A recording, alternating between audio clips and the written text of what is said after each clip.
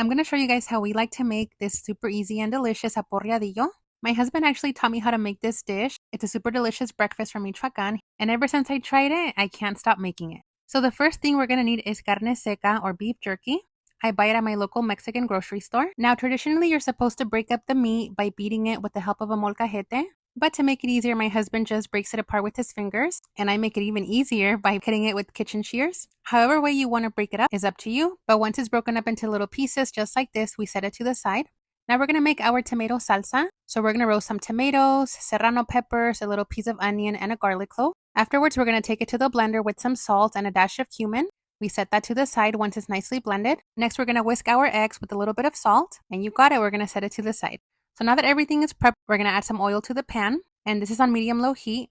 Next, we add our beef jerky, and we're going to let it cook for a few minutes. You're going to start to see the beef jerky change in color. It'll get like a reddish color. Then we add our eggs, and we give everything a really good mix. I also like to break up the egg into smaller pieces just like this. Now, once the egg is cooked to your liking, we can add our salsa. And I'm going to add about 1/4 of a cup of water because I like a lot of broth. We give it a good mix and we cover. Once it comes to a simmer, then it is ready. And you can't forget the homemade tortillas. It just tastes that much better. But just like that, our super easy and delicious aporreadillo is ready to enjoy.